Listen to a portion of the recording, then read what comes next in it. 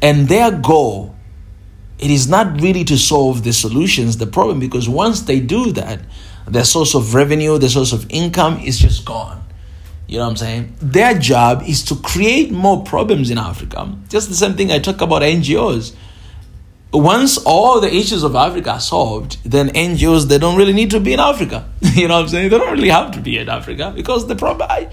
So they need to create more issues for them to be valid in the continent. So once we know that, then we'll know that the true solutions of our problem, it is never going to come from IMF. It is not going to come from World Bank. It is never going to come from whatever NGOs, but it will come from within, because we are the ones suffering. We the ones hustling, and we need to figure out the way of working together. We need to figure out the way of lifting up each other. We need to figure out the way of doing this as Africans and not anybody else.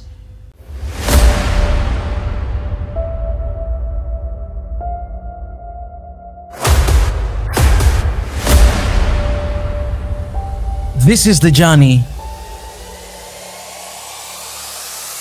to one Africa.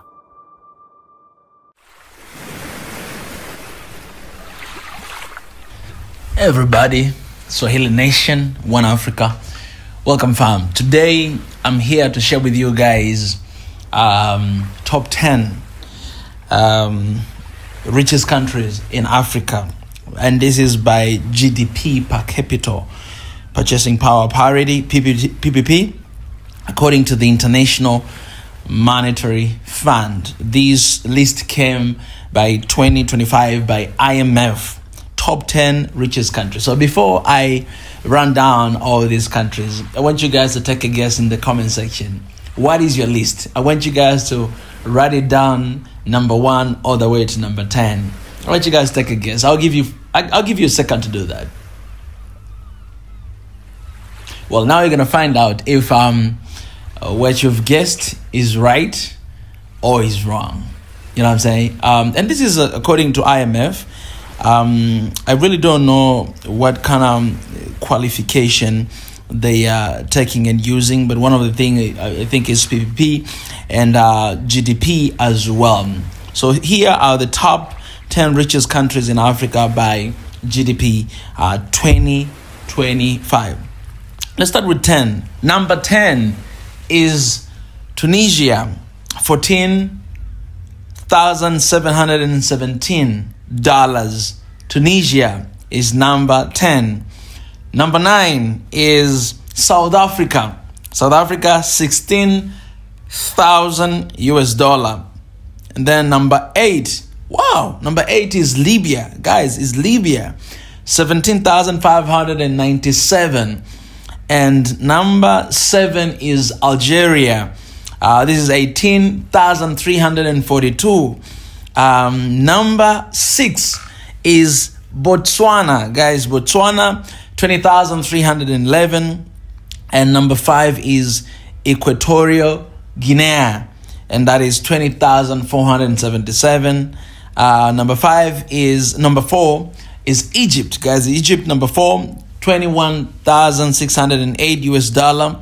Number 3, guys, top 3 is Gabon, 24,682. Number 2, top 10 richest countries in Africa by GDP per capita is Mauritius, $33,954. And number 1, guys, drum roll. This is top 10 richest countries in Africa by GDP per capita. Number 1, guys, is Seychelles, $43,070 US dollar. All right, guys, this is very interesting, by the way. It is very interesting because when I look at number 1 and number 2 and number 3, actually, these are very small countries. Gabon is a very small country. Mauritius, you all know, guys, this is an island, as well as Seychelles, one of the beautiful destinations for honeymoon and just relaxation. And if you want to release your stress, then you better go there. I'm actually planning to visit them. Seychelles, 43,000. So all of these countries are very small. Let me ask you this, guys, question. Because I would like to open this discussion for all of you guys who are watching. So let me know in the comment section. Why do you think small countries are the top 10 richest countries in Africa by GDP per capita. What do you think? Why do you think Seychelles is number one? What do you think? Okay, one of the reasons it could be just the number of the people because it's very small. But I think we have economists there, by the way. My major is economic. I would love to know from the rest of you guys. Let us know in the comment section. We got to learn about that. But this is the chart by IMF of 2025. And I think, this is based on their details, based on their categories and whatever that they consider, that's okay for them. But I think Africa, what we need, I always come here, guys. What we need is not about top 10 richest countries in the continent. It's not about top 10 the best countries in Africa.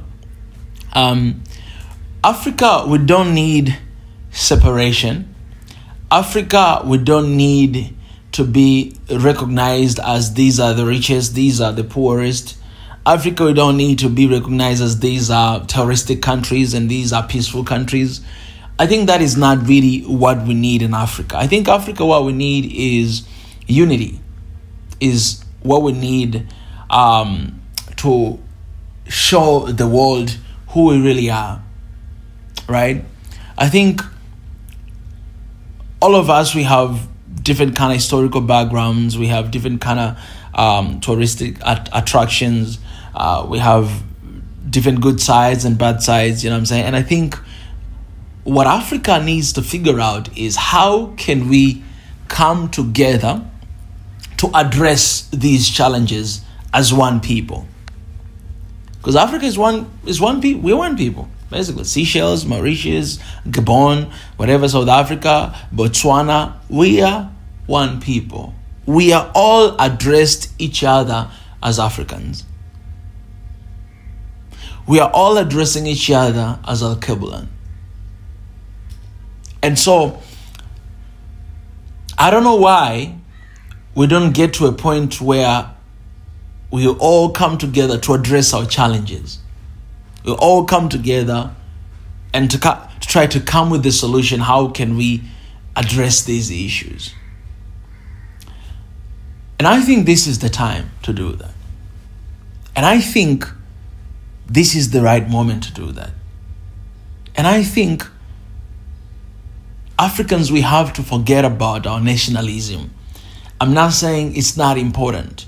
Don't get me wrong. I'm saying it is very important, but I think here is the time for us to really think about the big picture. And the big picture is the unit of this continent. The big picture is the unit of our people. The big picture is to address about, Africa is one of the top 3 richest continent in the world. Basically, Africa is the richest continent in the world, but we're not really there because it's not just about the resources. I think it's no longer the time to talk about the resources. It's the time to talk about how can we really transform the resources we have for the benefit of our people, because that is happening, but it's not really for the benefit of our people. It's for the benefit of Westerners, Easterners, and other foreigners, but not really for Africa. So I think the problem that Africa should be addressing right now, it is how can we utilize the raw materials, the resources that African people have, how can we utilize it to benefit our people? I think that is the question that we need to address, and I think that is the thing that we need to figure out right now. If we talk about the concept of Ubuntu, that you are because I am because you are, it is about we, and it's not about me. It is about us. It is not about one single individual.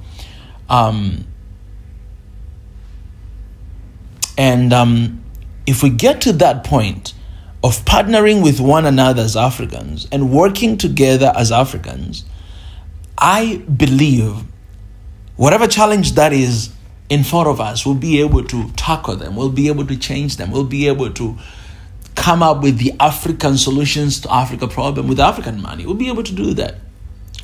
But the problem is, in the middle of all of this, we have somebody else who is trying to tackle our challenges. And this is the IMF who are coming with this list.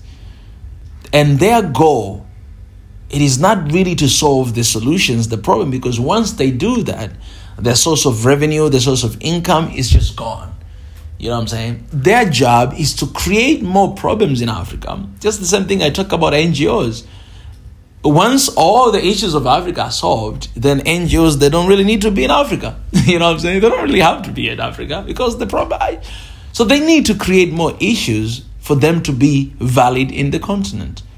So once we know that, then we'll know that the true solutions of our problem, it is never going to come from IMF. It is not going to come from World Bank. It is never going to come from whatever NGOs, but it will come from within, because we are the ones suffering. We the ones hustling, and we need to figure out the way of working together. We need to figure out the way of lifting up each other.